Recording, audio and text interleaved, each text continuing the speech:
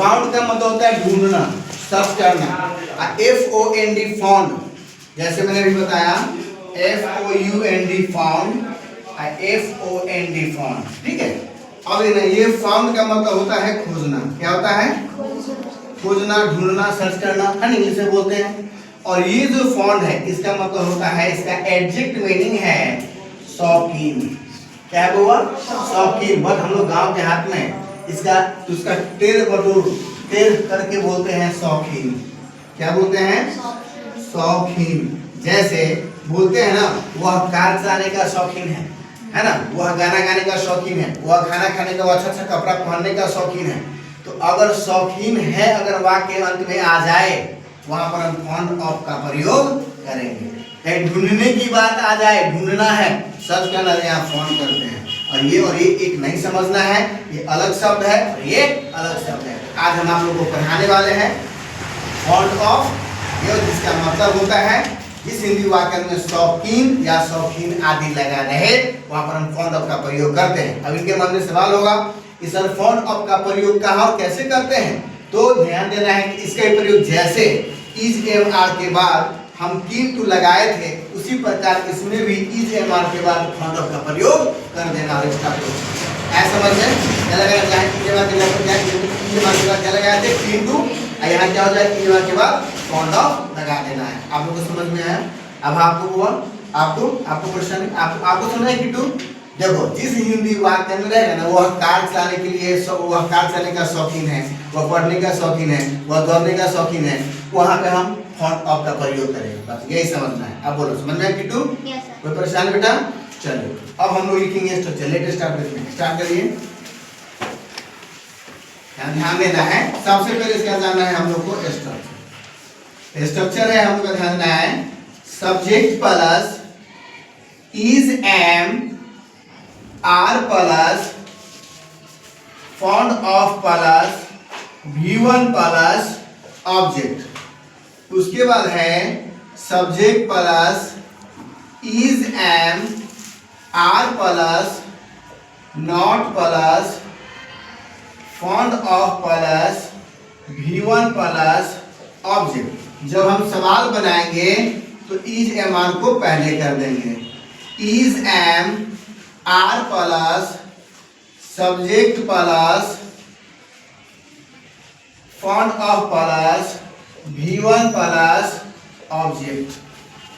जब हम लास्ट में बनाएंगे तो हो जाएगा is M R plus subject plus not plus found of plus V1 plus object. अगर यह स्ट्रक्चर को लंबे समय तक याद रखना है तो आप लोगों को इसका पहचान याद करना पड़ेगा। पहचान को इंग्लिश में आइडेंटिफिकेशन बोलते हैं। अगर आप पहचान कमांड कर लेंगे तो ये आपको आसानी से समझ में आ जाएगा और आप किसी को भी आसानी से समझा पाओगे। यहाँ लिखना है पहचान। जिस हिंदी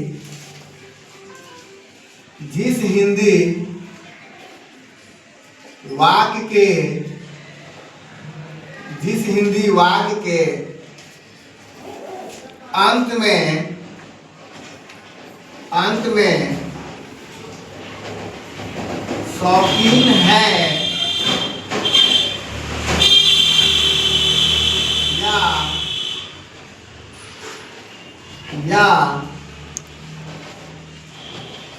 या शौकीन है, हूँ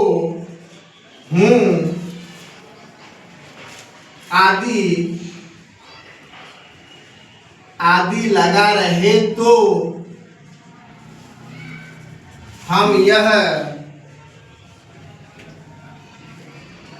हम यह समझेंगे कि यह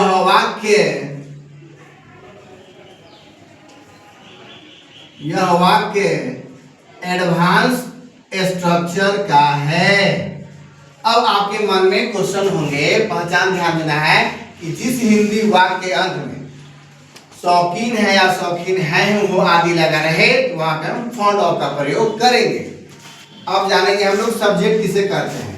तो तो जो कार्य करे और करवाए उसे हम सब्जेक्ट कहते हैं। जैसे में आई, वी, यू, दे और नेम्स, ही, सी, इट और नेम, ये सारे हमारे आई, वी, यू, दे, नेम्स है ना, ये सारे सब्जेक्ट हो गए। और इसी के अनुसार हमको हेल्पिंग वर्ब यूज करना है। आई के साथ लगाते हैं बेटा एम, वी के साथ लगाते हैं आर, यू के साथ लगाते हैं आर, दे के साथ लगाते हैं आर, और एक से ज्यादा नाम है तो लगाएंगे आर, ही के साथ लगाएंगे एज है ना, उसके बाद सी के साथ भी लगाएंगे एज, ई के साथ भी लगाएंगे इज, और नेम के साथ भी लगाएंगे इज का प्रयोग करेंगे। अब यहां ध्यान देना है,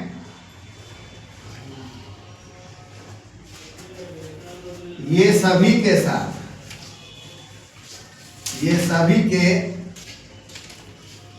साथ हम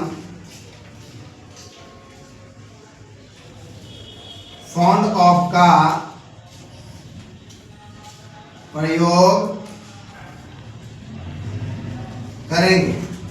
ये हो गया सब्जेक्ट, ये सारे उनके साथ हेल्पिंग वर्ब, उसके बाद फाउंड ऑफ। और मैं हमेशा बोलता हूं कि अगर फॉर्मूला से बनता है हमारा वाक्य, अगर फॉर्मूला से बनता है हमारा वाक्य तो हमारा वाक्य सही है, अदरवाइज हमारा वाक्य गलत है। तो चलते हैं हम लोग अपने एग्जाम्पल की ओर। जैसे एग्जाम्पल है,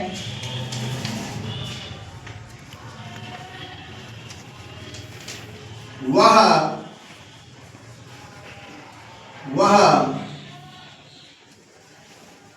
cricket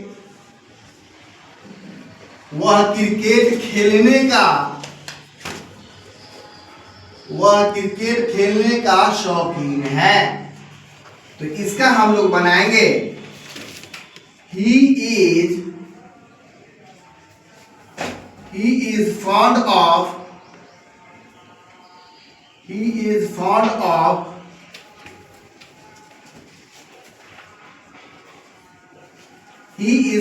of play cricket।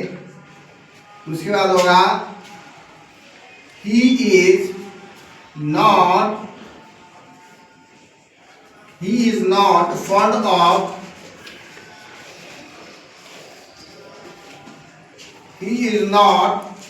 of play cricket।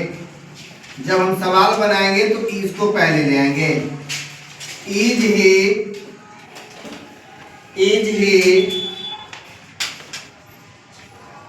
he fond of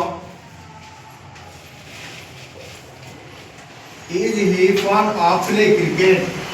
last में होगा is he not fond of play cricket।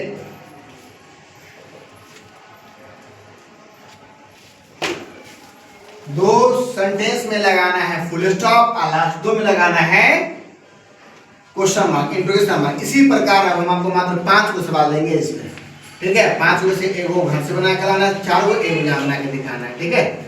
और वर्ड मीनिंग याद करना है, कुछ आप लोगों को बस टिप्स देंगे। और आज के बस इतना ही, ज़्यादा हम लोग समय नहीं लेंगे आपका, ठीक है। आपको जाना भी है, डोंट वरी, स्टॉप।